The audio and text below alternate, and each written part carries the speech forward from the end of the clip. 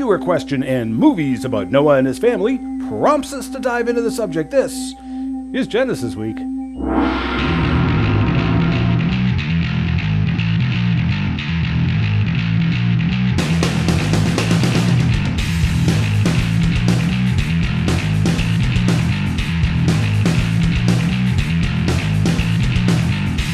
And welcome to this episode of Genesis Week, the weekly program of creationary commentary on news, views, and events pertaining to the Origins controversy, made possible by the supporters of Core Ottawa Citizens for Origins Research and Education.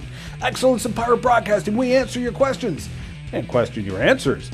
We continue to bring you the information the anti-creationists don't want you to see or hear, and giving glory to our Creator while doing it.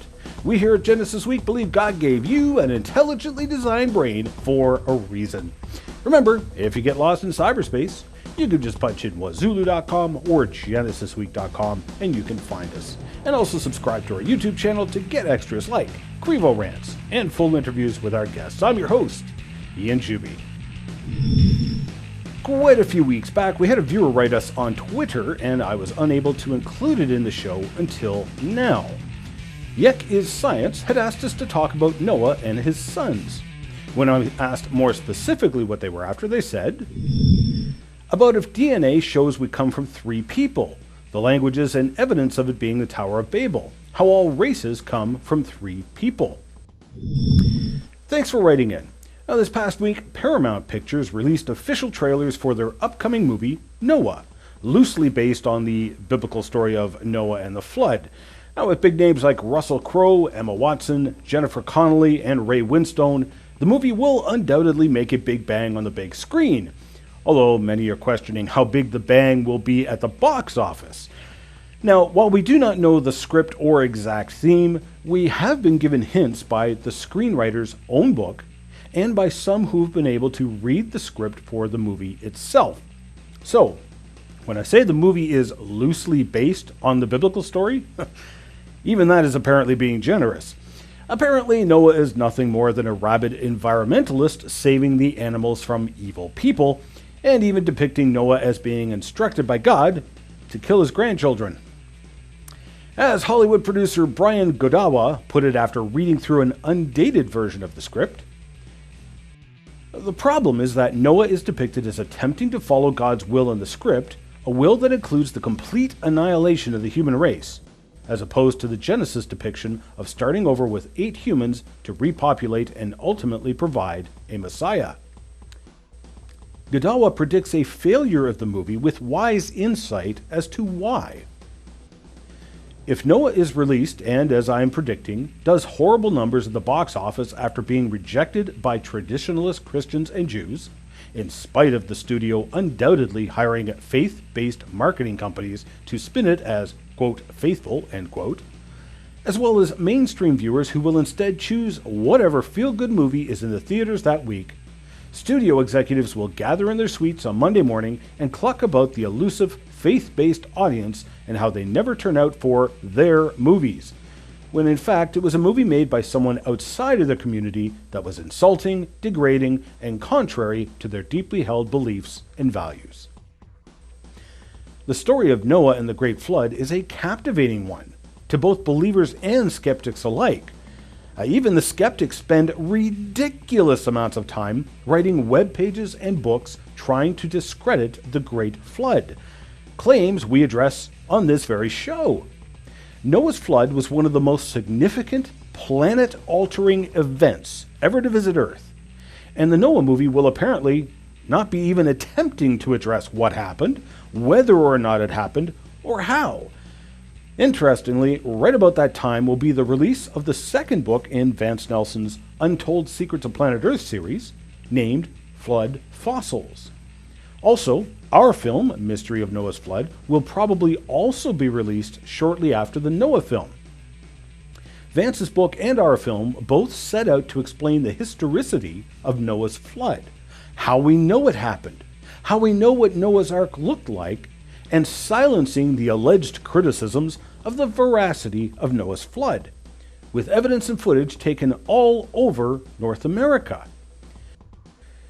In spite of the apparent ridiculous deviations from the biblical account, the Noah movie apparently did get some things right, like what Noah's Ark may have roughly looked like. Now, though they depict the Ark as a bunch of logs stuck together, it was very much a box. As we will show in Mystery Noah's Flood, we actually have several reasons and ways we can deduce what Noah's Ark probably looked like and why. The shape of Noah's Ark makes a fairly large and meticulously detailed portion of Vance's book, as Vance is so good at meticulous detail. We also interviewed Vance for the Mystery in Noah's Flood, explaining how we know the Ark looked very box-like. We dive into the history of the debate over Noah's Ark, and where the idea of an old Earth got its foundation. Now, we had hoped to have the documentary finished by the end of 2013, but as is typical with most documentaries, it will take closer to a year or a year and a half to finish. However, we have been operating full steam ahead with the support of many of you. Now, we have a question for you. We have a segment of the film pretty much finished, complete with musical composition by our own Joshua Katner. Now, we're really happy with the segment so far, where we introduce Charles Lyell, the father of modern geology, and the first shots fired in the battle against the evidence in Noah's Flood. We want to know if you, the viewers and supporters, would like to see that segment in advance, or should we keep it as a surprise? Send us your vote by email, Twitter, or on the Mystery Noah's Flood Facebook page and let us know. If we post the segment, we'll post it to Facebook and the Mystery Noah's Flood webpage.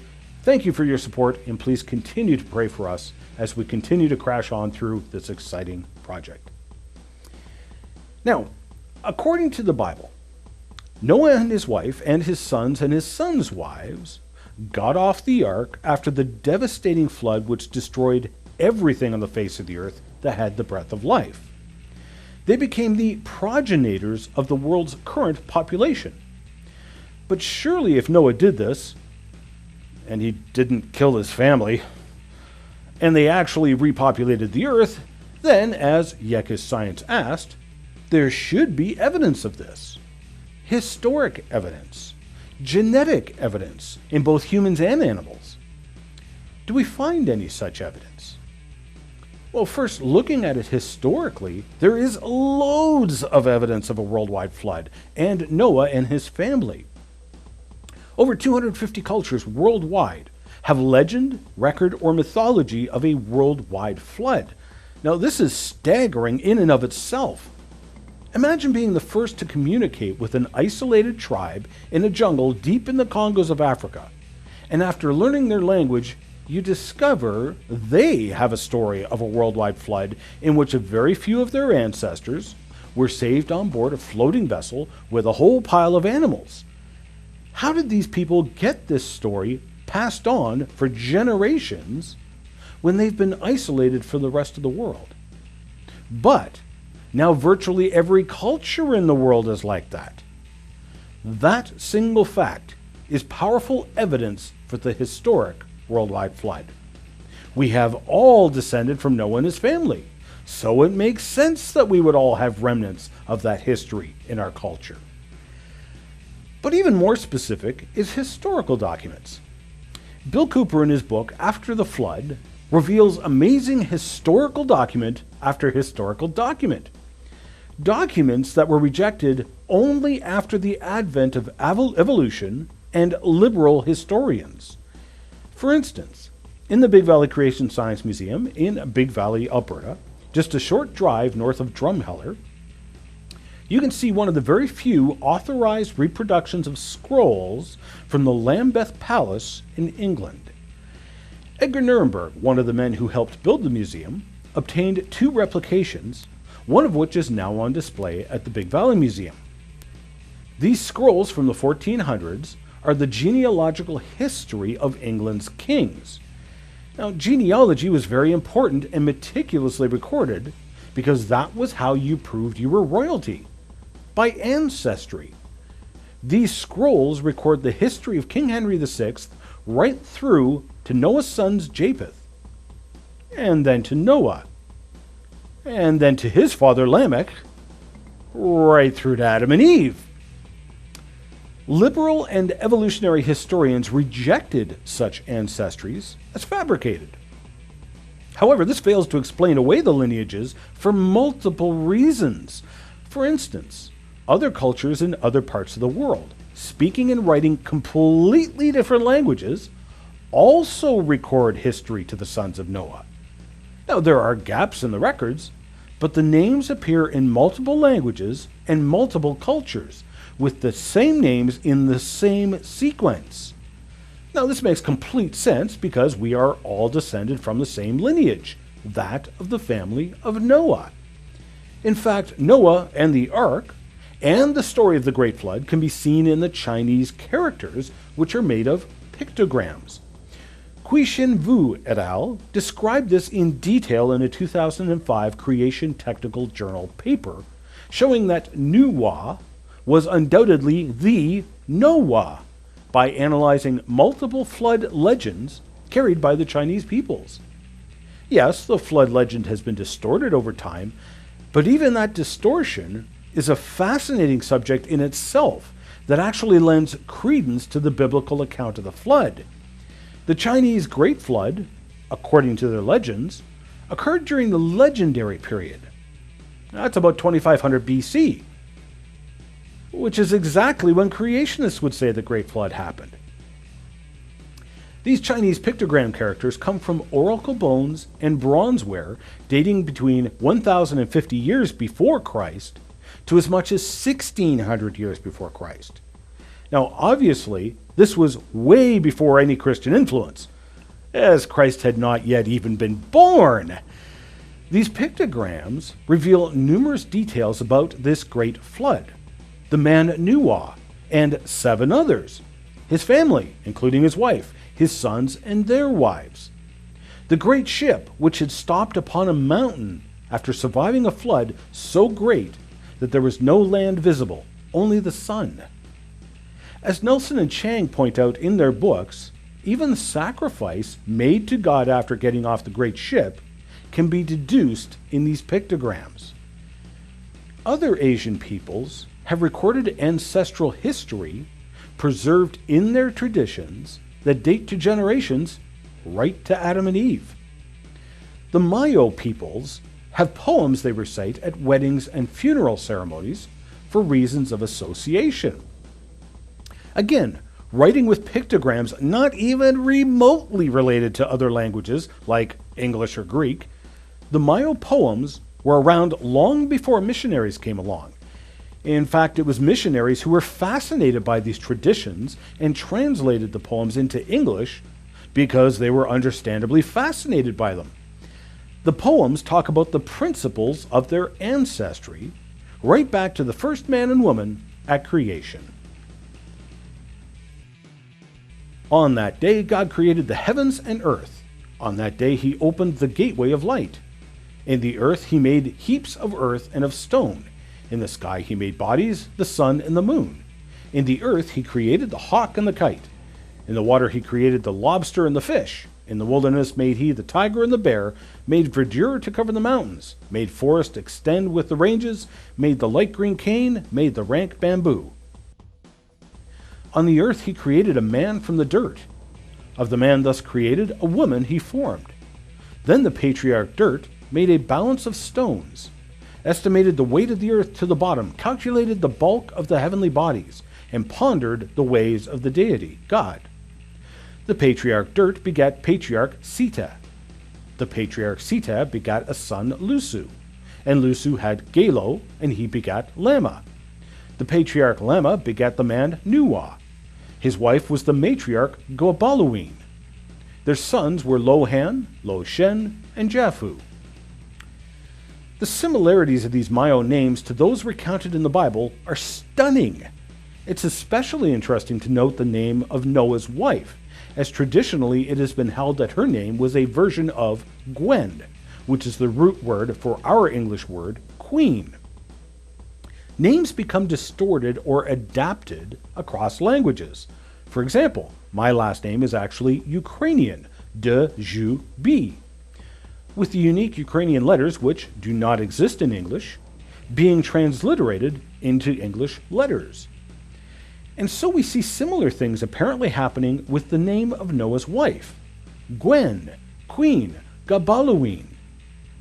Noah's name and his sons' names are more obvious with Noah as Nuah, Lohan would be Ham, Loshen would be Shem, and Japhu would be Japheth. Now, I had mentioned cultures around the world that have traditions, legends, and mythology about a great flood in their past. These Maya poems are another example of the literally hundreds we find around the world. Watch what else they recite as the principles of their ancestors. So the earth began filling with tribes and with families. Creation was shared by the clans and the peoples. These did not God's will nor returned his affection, but fought with each other, defying the Godhead. Their leaders shook fists in the face of the mighty. Then the earth was convulsed to the depth of 3 strata, rending the air to the uttermost heaven. God's anger arose till his being was changed. His wrath flaring up filled his eyes and his face, until he must come and demolish humanity, come and destroy a whole world full of people. So it poured 40 days in sheets and in torrents, then 55 days of misting and drizzle.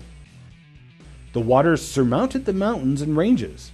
The deluge ascending leapt valley and hollow, an earth with no earth upon which to take refuge, a world with no foothold where one might subsist. The people were baffled, impotent, and ruined, despairing, horror-stricken, diminished, and finished. But the patriarch Nuah was righteous. The matriarch Gabaluin upright. Built a boat very wide, made a ship very vast. Their household entire got aboard and were floated. The family complete rode the deluge in safety. The animals with them were female and male. The birds went along and were mated in pairs.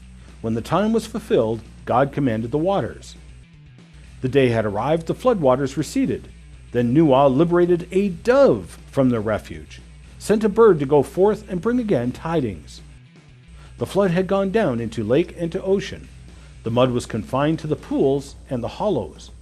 There was land once again where a man might reside. There was a place in the earth now to rear habitations. Buffalo then were brought, an oblation to God. Fatter cattle became sacrificed to the mighty. The Divine One gave them his blessing. Their God then bestowed his good graces. The poems then talk about the generations after the flood rebelling against God and building a tower, and God judging them by changing their languages. Again, stunning resemblance to the history presented in the scriptures of the Tower of Babel. The Maya poems then recite their generations descending from Japhu. The patriarch Japhu got the center of nations.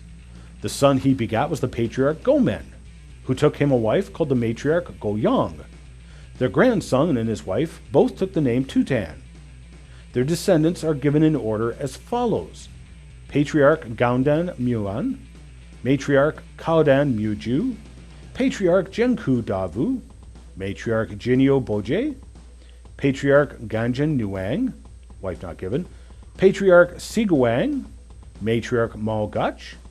Their children, 11 in number, was each the head of a family. 5 branches became the Maya nation. 6 families joined with the Chinese. Notice that one of Japheth's sons was named Gomer. And so we once again see the obvious lineage of Japheth and Gomer in the Maya people's ancestral history. Now from Noah, we see in the scriptures a listing of his sons and 16 of his grandsons. Those sons and grandsons are prolific throughout history, as tribes, clans, nations, and landmarks were named after them all. We can trace the lineages of groups like the Slovak peoples to Magog, another one of Noah's grandsons born to Japheth. Another of Japheth's sons is Meshech, which is the ancient name for Moscow. You can even see the name of Meshech today, preserved virtually unchanged by time, in the name of the Meshera lowland, the region around Moscow. Now, I could go on at great length about the historicity of the sons of Noah, but I will stop there and encourage you to read for yourself on this fascinating subject at multiple sources, all freely available on the internet. Stick around. We'll be back in a minute. The Complete Creation video series is just that, an exhaustive look at the science, philosophy, and theology behind the creation-evolution debate. In this 12 DVD series, Ian Juby starts off with a 1-hour presentation for the children in God's Little Creation. He then follows up with almost 11 hours of lecturing for the adults as he walks you through the debate, starting at its surprising history and examining the evidence from biology, geology, physics, paleontology, and archaeology. Chances are, any question you have about the creation-evolution debate is answered in this video series. With open captions for the hearing impaired, the series is both entertaining and educational. There are also free resources, such as question and answer sheets and proctor sheets for homeschoolers. Order your set today online at Ian's Bookstore.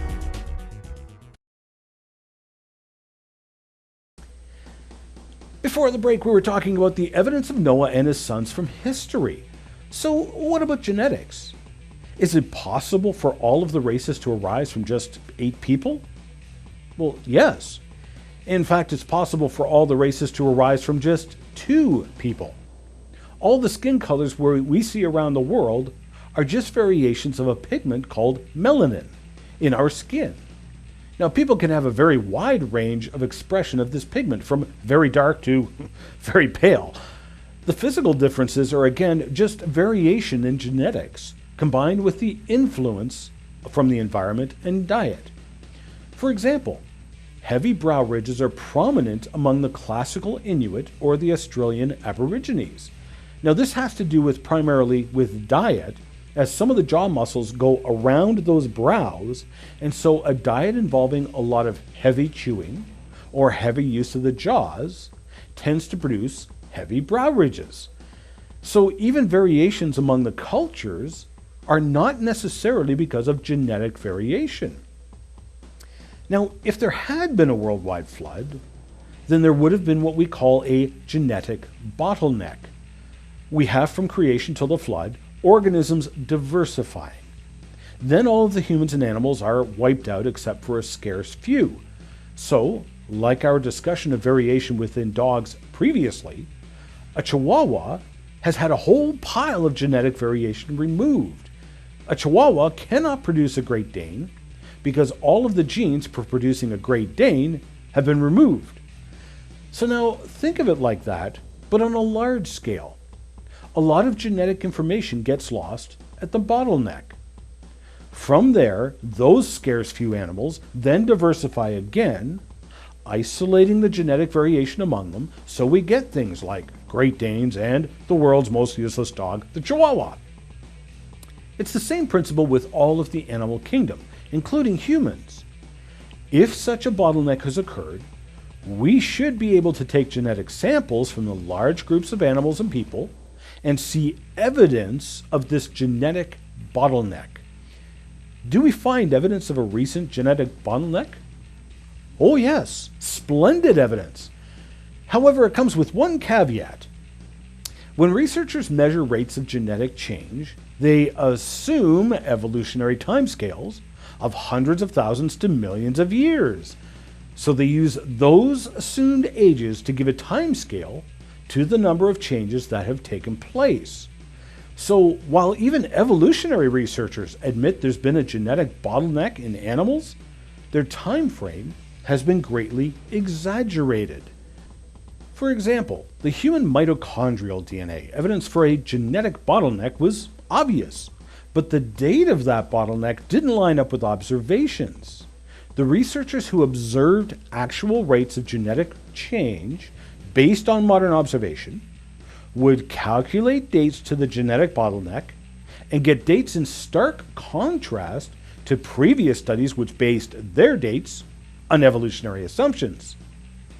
Dates based on observed rates of change would be as much as 20 times faster than the rates of change needed for evolutionary speculations to work.